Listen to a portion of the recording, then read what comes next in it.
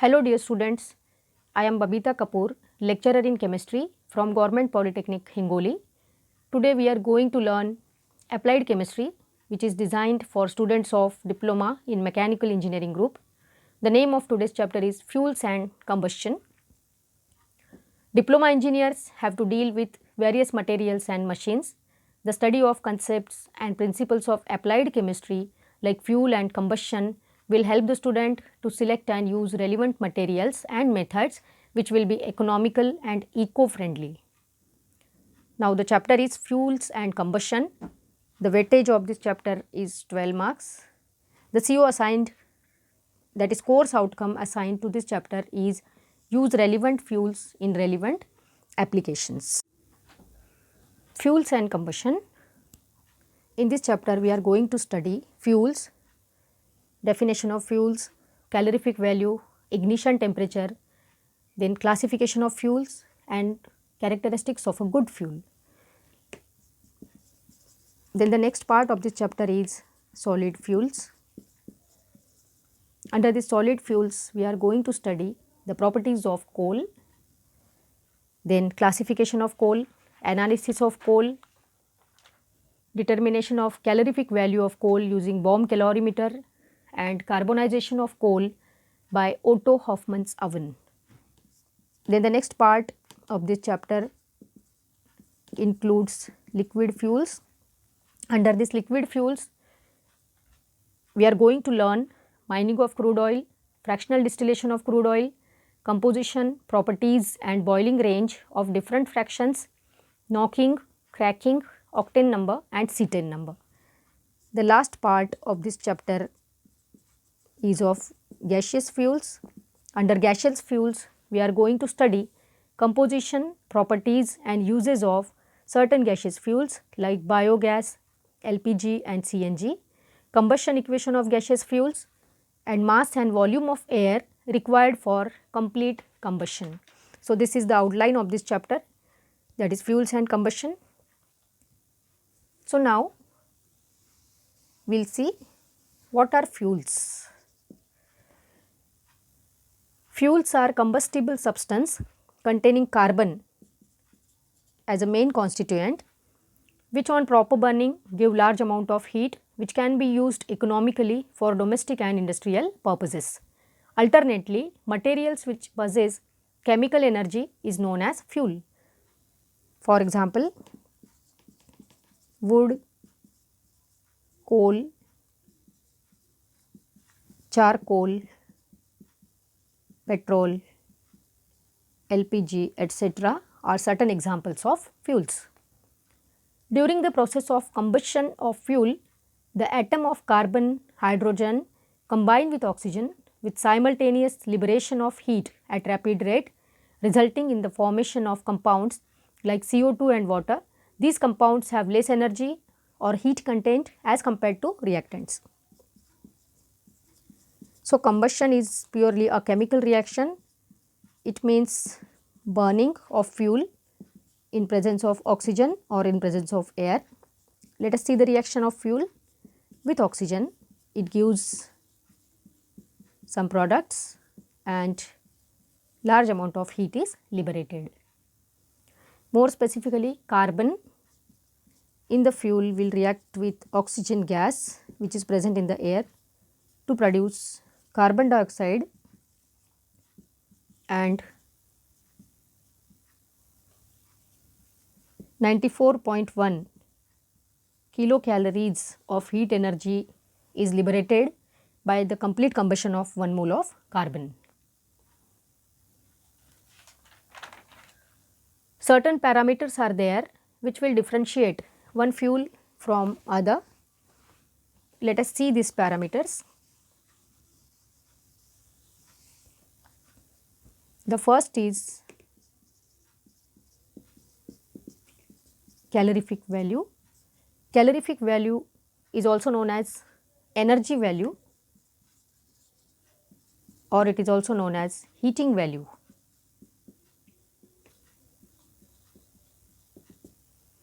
Heating value, energy value or calorific value of a fuel is the amount of heat released during the combustion of a specified amount of it.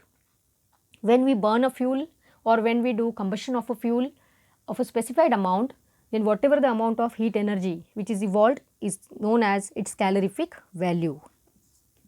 Now let us discuss units of calorific value. The units of calorific value of solid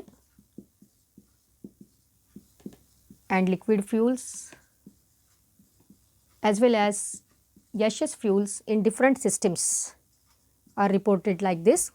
In CGS system, the unit of calorific value for solid and liquid fuels is calories per gram, and for gaseous fuels it is calories per centimeter cube. In MKS system, the unit of calorific value for solid and liquid fuels is kilocalories per kilogram, and for gaseous fuel it is kilocalories per meter cube. And in SI system, the unit of calorific value is kilojoule per kilogram for solid or liquid fuels, and it is kilojoule per meter cube for gaseous fuels. Now centimeter cube means ml, that is milliliter, and meter cube means liter. So these are different units of calorific value for solid, liquid and gaseous fuels in different systems. Now let us see what is calorie. It is defined as the amount of heat required to raise the temperature of 1 gram of water by 1 degree Celsius. For example, the room temperature of 1 gram of water, suppose it is 23 degree Celsius.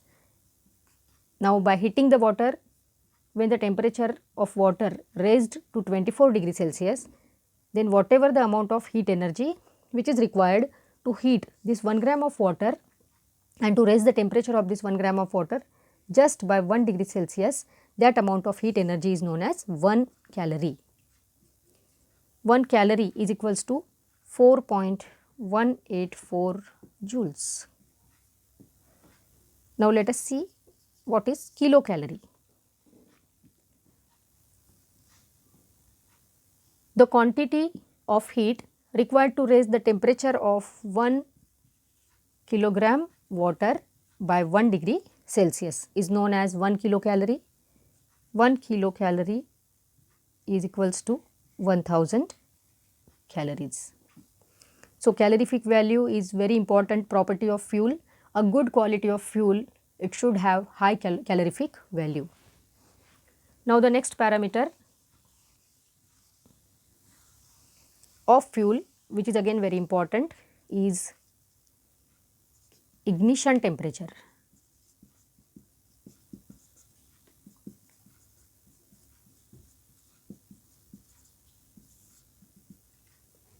The ignition temperature is minimum temperature at which fuel starts burning. A good fuel should have moderate ignition temperature. Ignition temperature of fuel is minimum temperature at which the fuel starts burning, and a good quality of fuel, it should have moderate ignition temperature. Ignition temperature of fuel should not be very low as well as it should not be very high. For example, suppose a fuel is having very low ignition temperature, then it is possible that at room temperature the fuel may catches fire, which is very dangerous. On the other hand, ignition temperature of fuel should not be very high, otherwise very large amount of heat is required to start combustion of that fuel, and then the fuel will start burning and it will liberate its own heat energy. Therefore, ignition temperature of a good quality of fuel should be moderate. Now we will see classification of fuels. Fuels are classified on the basis of occurrence and on the basis of physical state. On the basis of occurrence, fuels are broadly classified as natural fuels and synthetic fuel, also known as secondary fuel or derived fuels. And on the basis of physical state, this natural fuel as well as secondary fuels are further classified as solid fuels, liquid fuels and gaseous fuel. Similarly, synthetic fuels are again classified as solid, liquid and gaseous fuels. Now, we will see certain examples of all these types of fuels. So, the example of natural solid fuel is wood, coal, etc. The example of liquid natural fuel is petroleum, oil or also known as crude oil. The example of natural gaseous fuel is natural gas.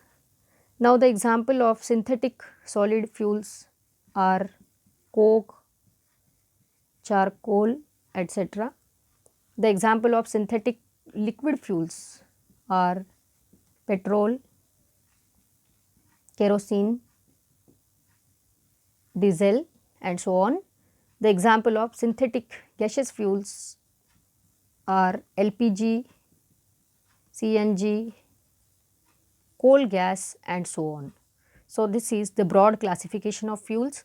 On the basis of their occurrence, fuels are classified as natural fuels and synthetic fuels.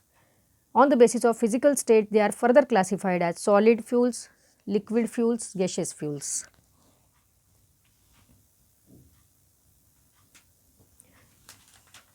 Now, we will discuss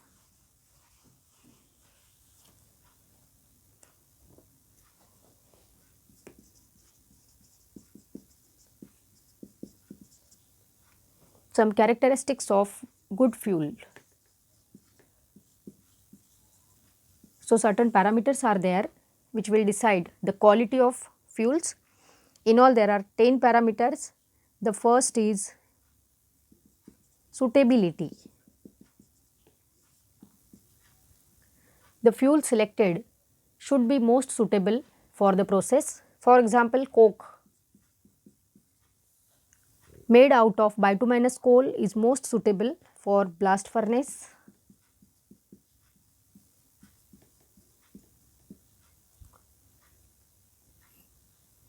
Second is calorific value.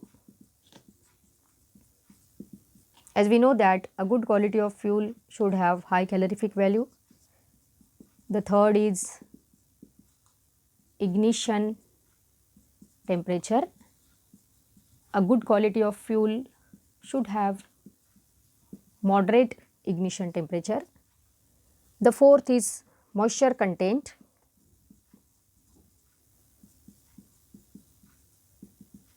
A good quality of fuel should contain low or minimum quantity of moisture. Next is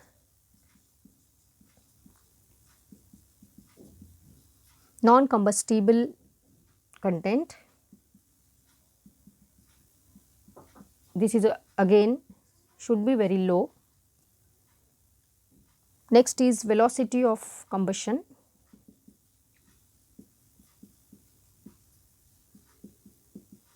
Velocity of combustion or speed of combustion reaction, it should be moderate. Combustion reaction should not be very slow or it should not be very fast. Next is nature of the product.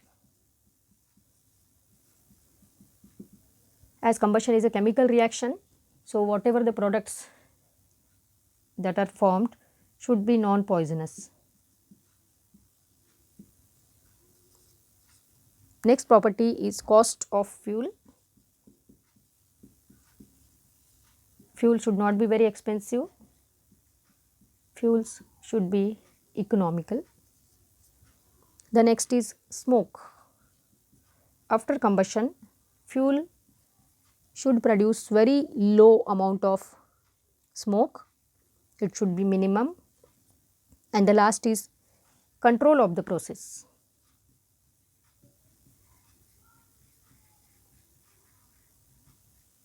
The process of combustion should be controllable. So, these are 10 characteristics of good fuels: suitability, calorific value, ignition temperature, moisture content, non-combustible matter content, velocity of combustion, nature of the product, cost of fuel, smoke and control of the process.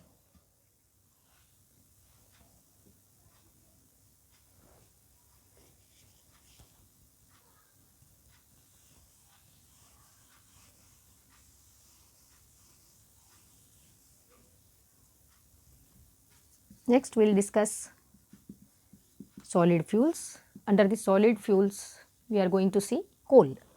Now what is coal? Coal is highly carbonaceous fossil fuel that has been produced as a result of vegetable debris under favorable conditions of high temperature and pressure over million of years. It is chiefly composed of carbon, hydrogen, nitrogen, sulfur, oxygen and non-combustible inorganic matter. So, these are the constituents of coal. The transformation of vegetable debris to coal takes place in two stages. Formation of coal takes place in two stages. The first stage is known as biochemical or peat stage.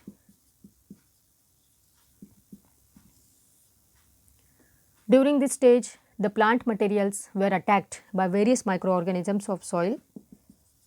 Therefore, this process is known as biochemical process. Microorganisms present in the soil will attack on vegetable debris and they will degrade vegetable debris, and the next stage of coal, that is peat, is formed. Therefore, this stage is also known as peat stage. Second stage is purely a chemical stage, which is also known as metamorphism. In this stage, the peat deposit buried under sedimentary deposits lose moisture and volatile matter under the effect of high temperature and pressure. The peat gets enriched in carbon, whereas its oxygen content decreases. Now, in this stage, chemical changes will take place in the peat. Peat loses moisture and volatile matter, and carbon content in the formation will increase.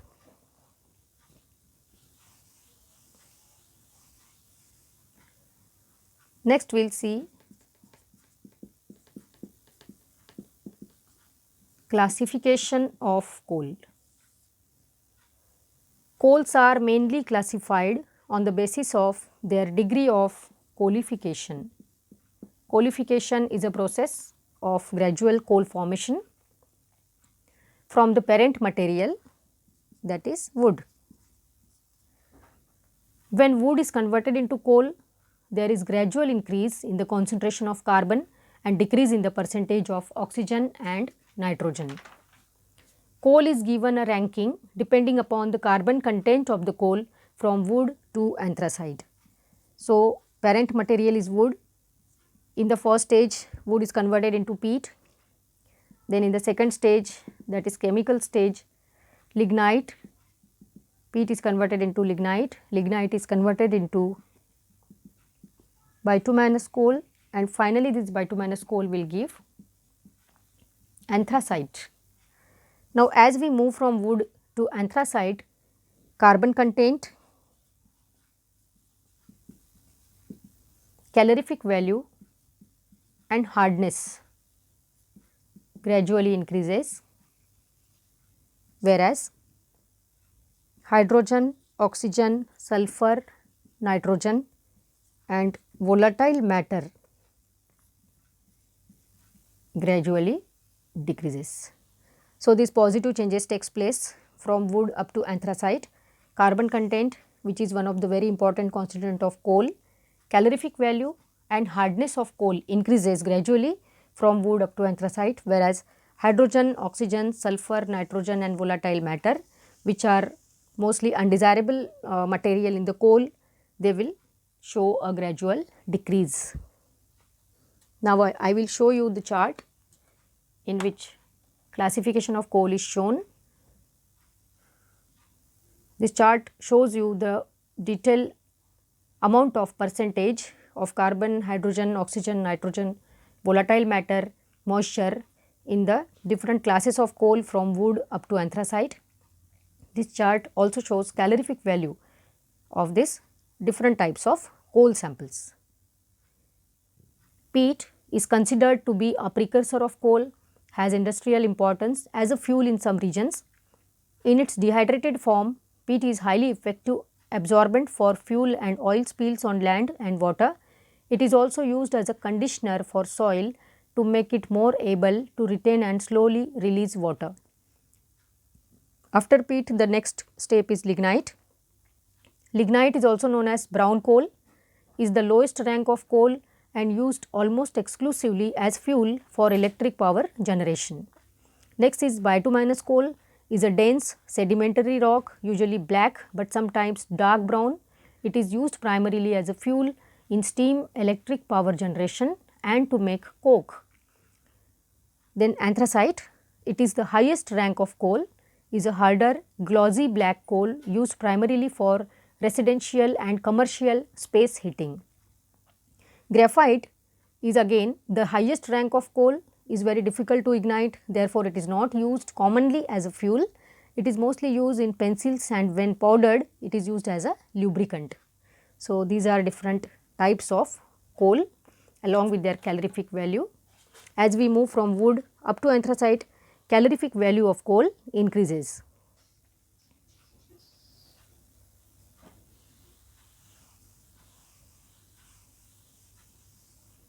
Now, next we will see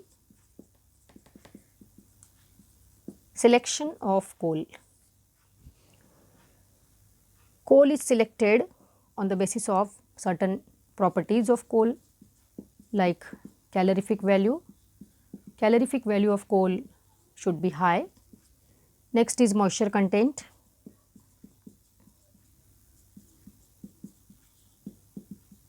Moisture content of coal sample should be low.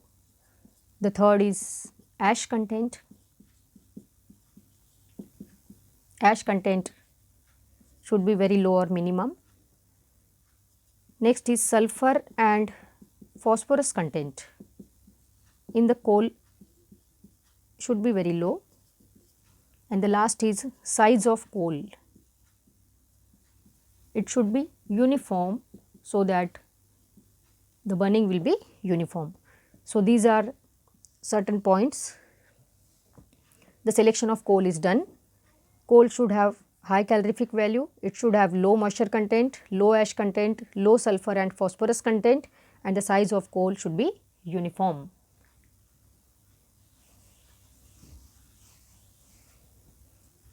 Next is analysis of coal.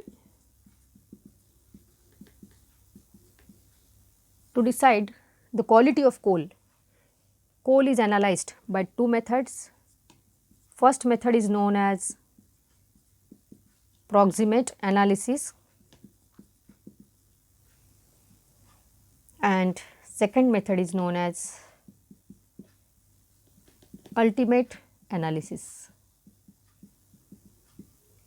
Proximate analysis includes determination of moisture content,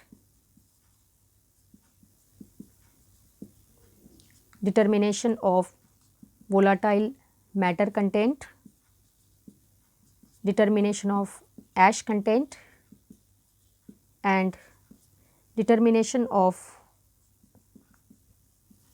fixed carbon content in the coal sample. Ultimate analysis is also known as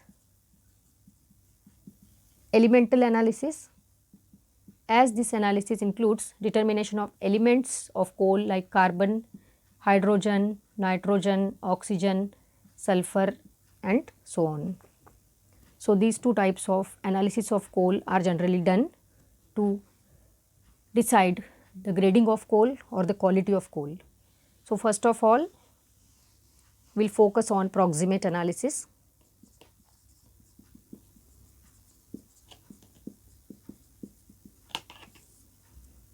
The first parameter is moisture content of coal sample.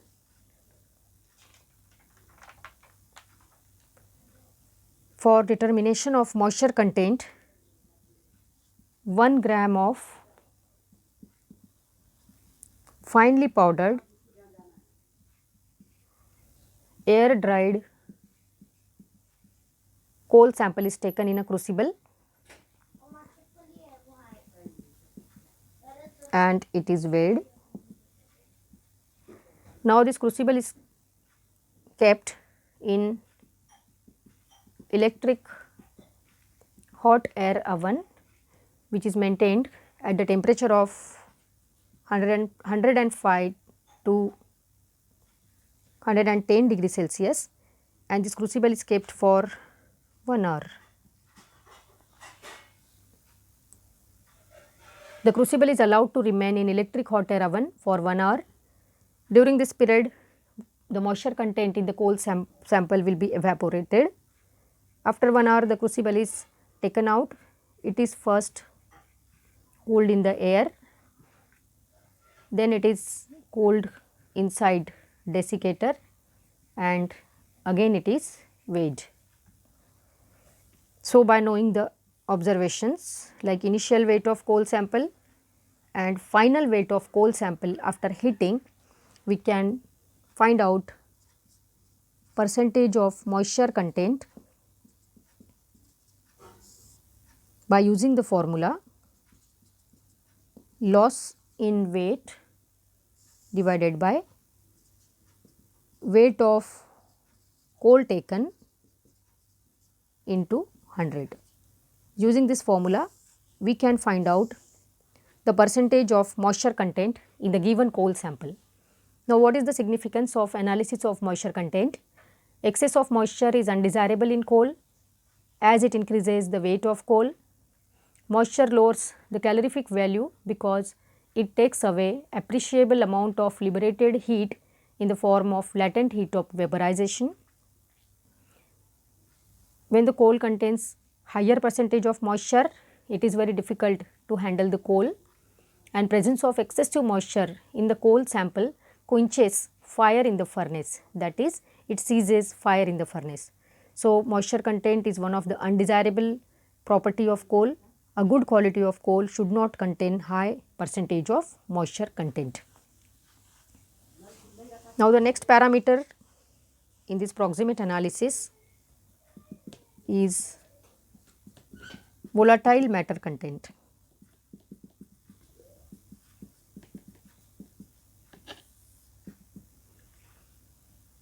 For determination of volatile matter content, a known weight of moisture free coal sample is taken in a platinum crucible.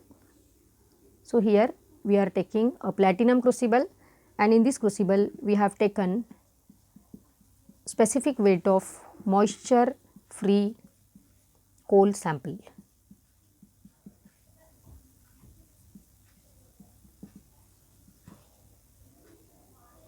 And the crucible is closed by putting the lid.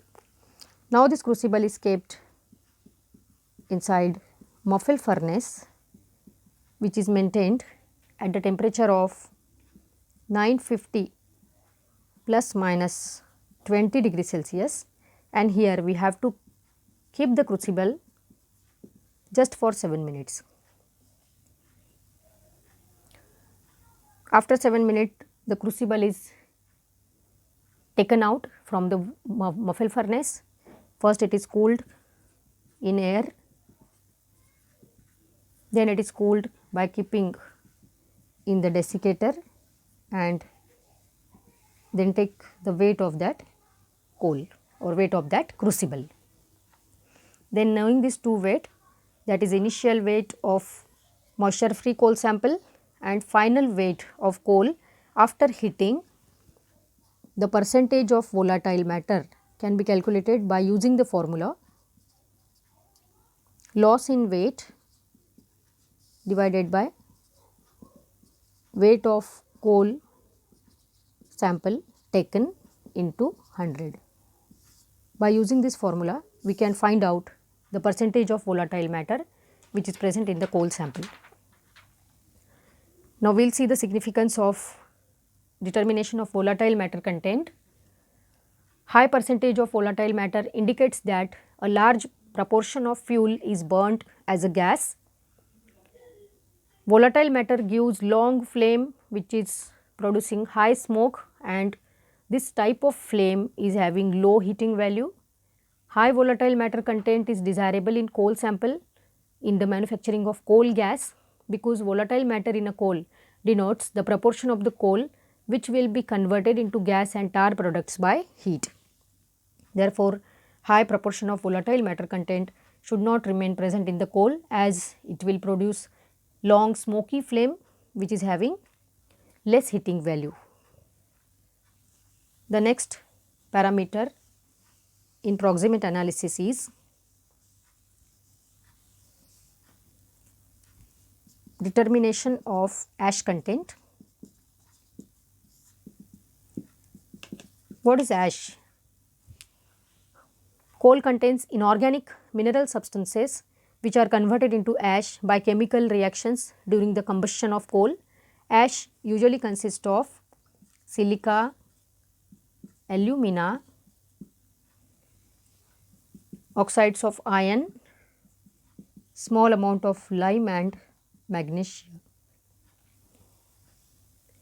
Ash content is determined by heating the residue left after the removal of volatile matter at 700 plus minus 50 degree Celsius for half an hour without covering in a muffle furnace. For determination of ash content, in a platinum crucible we have taken a coal sample after removing volatile matter, and this coal sample is weighed. Suppose W grams of coal we have taken in a crucible, and without covering the crucible or without putting the lid, this crucible is kept in muffle furnace which is maintained in the temperature range of 700 plus minus 50 degree Celsius, and we have to heat the coal sample for half an hour. After half an hour, crucible is taken out from muffle furnace. It is first cooled in air, then it is cooled by keeping it in the desiccator, and then the weight of this coal or weight of the residue which remains in the crucible is taken. Suppose it is W1 grams. Now, by knowing these two weights, that is initial weight of coal sample and weight of the residue which is left in the crucible, by knowing these two weights we can find out percentage of ash by using the formula weight of ash left divided by weight of coal taken into 100. Now, weight of ash left means W1, weight of coal taken is W, W1 divided by W into 100. By calculating, we can get the percentage of ash which is present in the coal sample. Now, what is the significance? High percentage of ash is undesirable as it reduces the calorific value of coal. In furnaces, ash may restrict the passage of air and lower the rate of combustion. High ash leads to large heat losses and leads to formation of ash lumps or clinkers in the furnace. So, ash content of coal sample should be low or minimum. Now, the last parameter of proximate analysis is determination of fixed carbon. Fixed carbon in the given coal sample is calculated by using the formula percentage of fixed carbon is equals to 100 minus percentage of moisture content plus percentage of volatile matter content plus percentage of ash. So, by subtracting the percentage of these three from 100, we will get the percentage of fixed carbon. Fixed carbon content increases from lignite to anthracite. Higher the percentage of fixed carbon, greater is its calorific value and better is the quality of coal. So, we will stop here. In the next lecture, we will discuss ultimate analysis of coal. Happy learning, students.